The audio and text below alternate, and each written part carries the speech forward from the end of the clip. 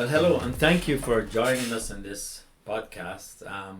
This is one of many between myself, Dr. Moti Ramgopal, and Dr. Talati. Today we'll be discussing the management of diabetes in HIV patients. So, Dr. Talati, tell us a little bit about yourself. How long have you been a primary care physician, and how long have you been working with HIV patients? So I graduated residency in 1999, so I've been doing this for about 25 years. I've been in this area for about 20 years, and I joined Midway in 2019. So HIV and primary care for the last 5 years or so. But even before joining Midway, I did have a handful of patients with HIV that we shared together. That's great. So when we look back at historically with HIV and diabetes, and a lot of times in the early days of HIV, we saw wasting disease, we saw the ravages of HIV, and then as we developed medications to treat HIV, to stop biologics, viral suppression, for medication that will enhance viral suppression, but these medications sometimes had effects, and those effects were hyperlipidemia and weight gain over time. So there's a couple events that has happened in the last 20 years around the HIV story that has impacted diabetes. And those couple events, as a preamble to this conversation, are one, patients gain a significant amount of weight, and then some patients attributed their weight gain to medications, but also we call it return to health. And then we saw during the COVID story how many patients really succumbed because of their obesity. So the question I have for you is, when you look back at the history of diabetes treatment in the last 20 years, a lot have changed. So for me as an HIV provider, there's a lot I don't know anymore about diabetes that Sure. I probably would have learned or remembered as an infectious disease physician.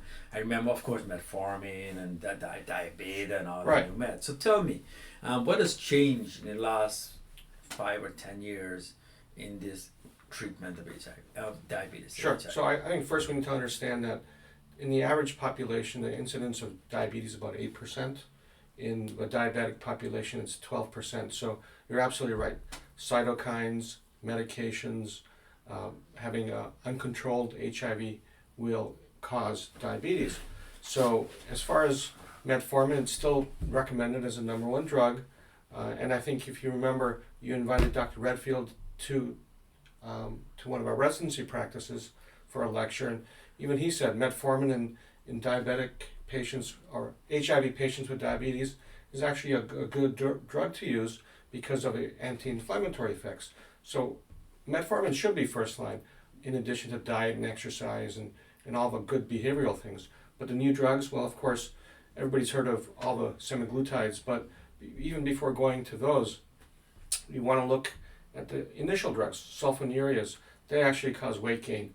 Insulin causes weight gain. So our patients are already worried about their weight, so we shouldn't use them initially. We should put them on the back burner. We should use the SGLT2s, the GLP-1s. These are all the new drugs that we can use. They don't necessarily gain weight. They help with insulin resistance. Therefore, if there's less insulin floating around in the body, there's a lower incidence of weight gain, which again we're looking at. So abdominal adiposity, a lot of our HIV patients have that. Yeah. And how do we address that? Well, I think some of these new injectables are a great segue into preventing the long-term complications of not only HIV but diabetes in our patients. So we should start using them. Great amount of weight loss, but we have to be careful. We don't know the long-term implications of these drugs in HIV patients or just the general medical population in general. So before we put everybody on HIV, with HIV on the injectables, we need to really look at them, look at their history. Every patient is an individual. And the other thing is, we also know that patients with HIV have issues with diet and health, diet insecurity or food insecurity. So we need to also assist them in getting appropriate treatment, getting a dietitian to treat them, show them how to treat themselves. Yeah, yeah. So that's a good, story there to for us to think about. But here I am as a infectious disease physician, HIV care, and I have someone coming into my office. And as we see now today, patients are living longer. So not just about diabetes, it's cardiac risk factors, it's much more renal risk factors, etc. So it's important for us to identify these patients earlier. Yeah. Yeah, and when we see a patient, for example, and we've been following them for years, and all of a sudden we see, well, their glucose, their random glucose, because we do CBC chemistry, and viral load and CD4 and other tests, and we see the random glucose is 300, or the random glucose is 130. Where do we start? I mean, 300 is easy to say, well, we should have already been looking at this closer, let's get a hemoglobin A1C. But what should be like the earlier diagnostic tool we can think about? Was it we can look at body circumference, weight circumference, or is it we can look at their weight changes and say, let's start screening earlier for diabetes, and what that screening looks like? So if you look at some VA studies and HIV patients, they're screening for diabetes annually. So because they do a lot of HIV primary care. So if we can replicate that in our practice or in any other practice, and again, it's the individual. So maybe they were already low or rather high in their A1C. Maybe we done it last year and it was 5.3. It's normal. But what are we looking at? I'll look at cortisol levels. If I think they've got some issues with diabetes, order the A1C. It doesn't hurt to order it. You might be helping the patient out. And you brought up a very good thing, lipids. Again, diabetics, lipids, and HIV, not a good mix because our HIV patients have an increased lipid profile. So that also prompts me to order an A1C more frequently on these patients who have high lipids. So as you know, in presently we have really a shortage of endocrinologists. So if you can see now that more and more we rely and depend on primary care physicians to help us with these patients. So when we send you these patients and you look at, here are drug medication, here's the HIV medications, here I'm going to start a medication.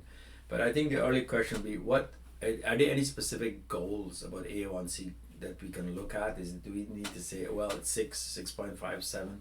Where do we say that's where we're comfortable at?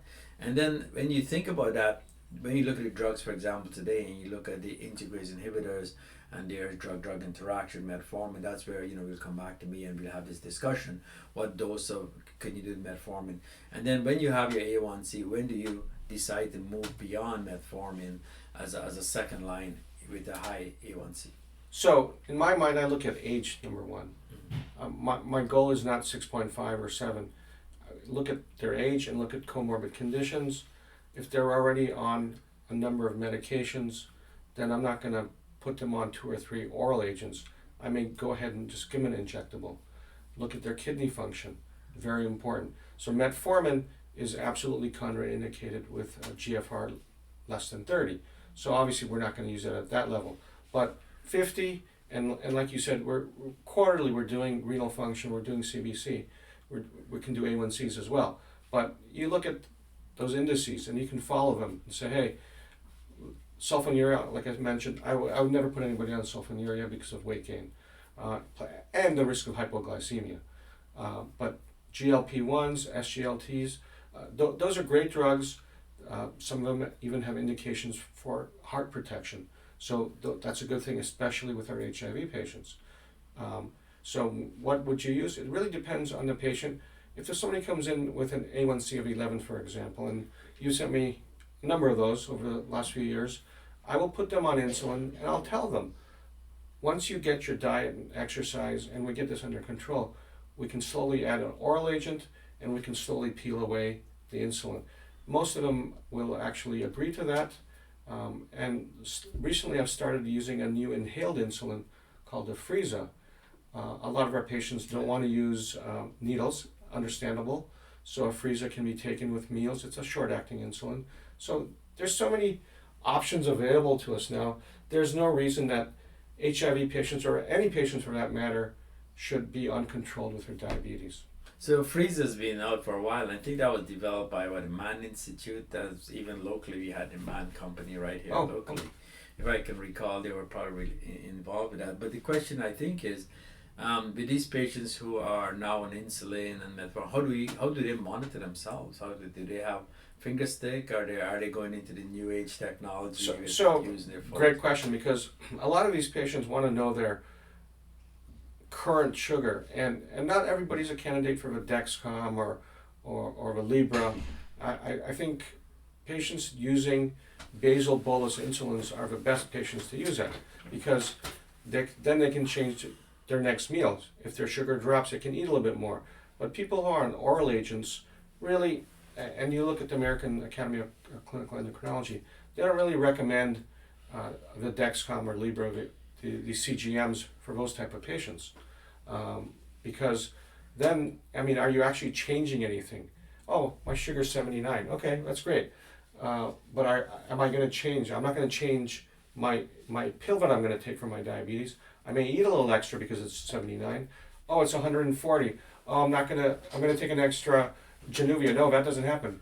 But if you're on insulin and it was 140, you might take 2 extra units of regular insulin. Yeah. So I think people are going overboard with the CGMs.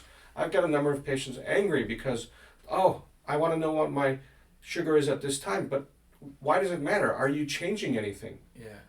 Yeah, so it's interesting, and they have these, these devices they put on their arms, and they monitor very closely every day. But I think that should be more for people with really high hemoglobin A1C. Well, not even high, but when they have quite variability in there, when they bottom out, and then they'll go to 300, these brittle diabetics would help them. I don't use an insulin pump much. I do leave that to the endocrinologist. But these ones, I like to get them in that range of 80 to about 140, and I'm happy with that.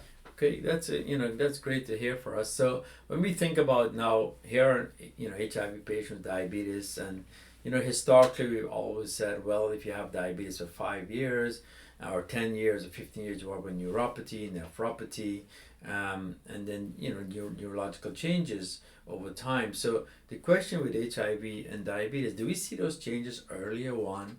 And two, how do we look for complications like retinopathy? When do we start thinking about these?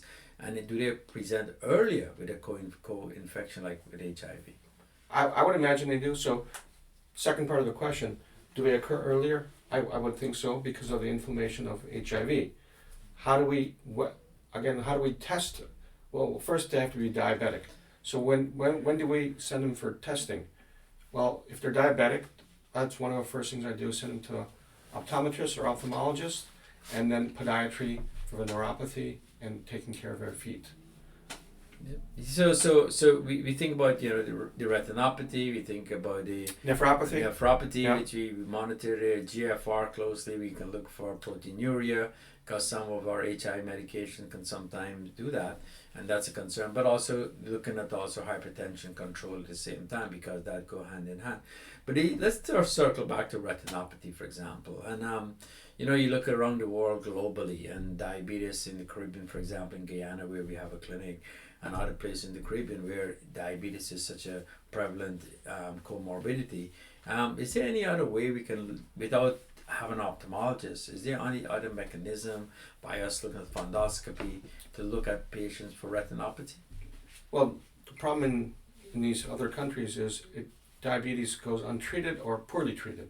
So it occurs earlier. So there are devices available where you can patient can come into the office and you can actually take pictures, and they're electronically transmitted to an ophthalmologist. Some of these are actually, they use AI to see if there's any changes, and if there is changes, then it would go to the ophthalmologist. So those devices work well. I think that's fascinating. When you look back 10, 15 years ago, when we didn't have these devices, and now here we are for diabetic patients.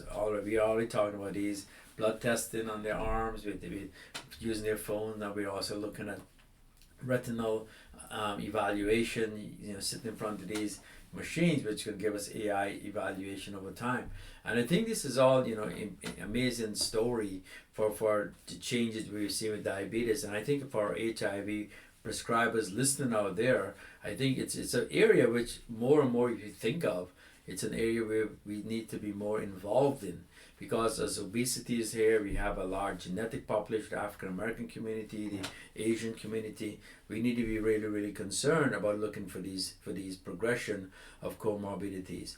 So, when we also have patients we come in with very low CD4 count, and we think about retinopathy, we think about CMV retinopathy, we think about other cryptococcal infections and neurological complaints and complications related to HIV. So here's HIV complications, here's diabetes related complications, and when they come together, it's almost like a perfect storm, as you will say, that it really complicates the patient, because here's someone with retinopathy. Are they going to remember to take their medications? Are they going to see their pills correctly? Yeah. So how do you address those challenges in your office? So I ask everybody to brown bag. It's an old thing, but I ask them to bring their medicine in, and then we sit and discuss when they're taking it and why they're taking it.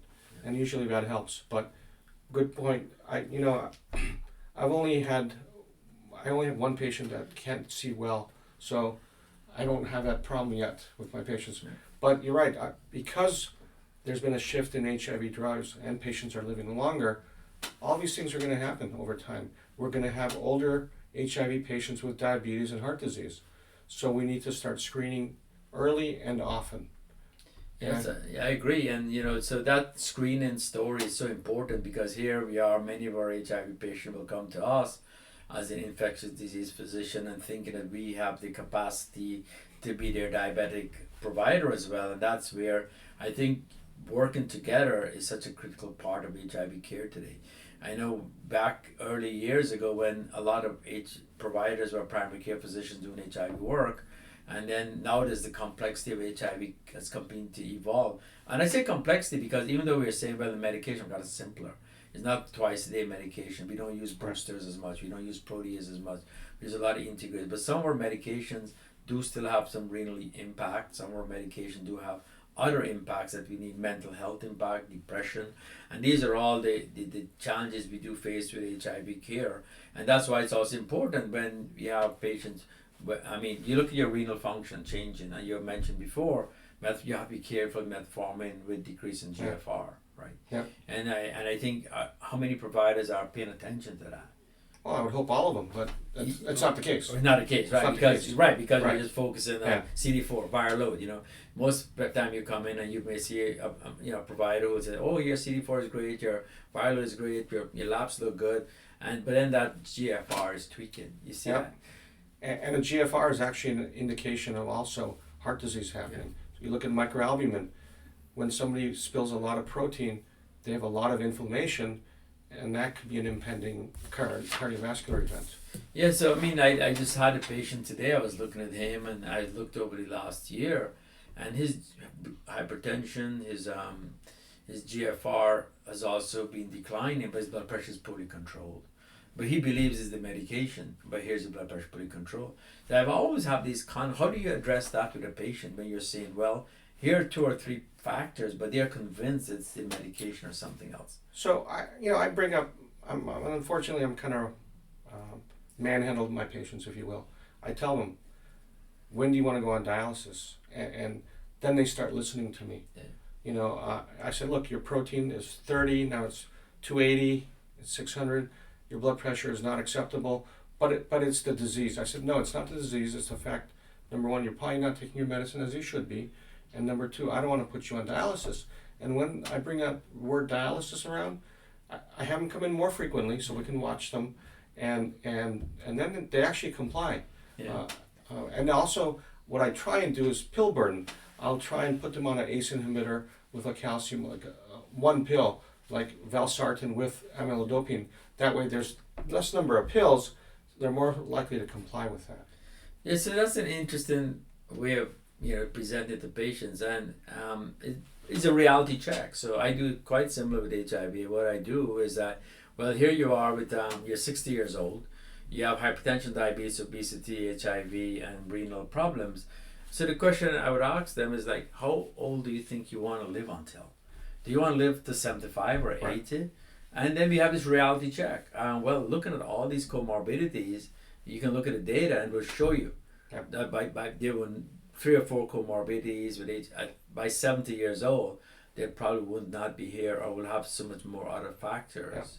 So that's kind of things I look at. And you sound like you do. And I do, and it's unfortunate we have to kind of strong arm them into it, but it is a reality check, and sometimes that's the only way we can have patients understand the long-term prognosis if they don't make any changes today. But it's also by education. Because Well, and I was going to mention that. So you said you have renal disease. Most patients don't know what a renal is. We have to go down to the 6th grade level, and we say your kidneys are not working. You know, if you say, oh, you've got renal, they'll go home and tell their family member, I got renal disease.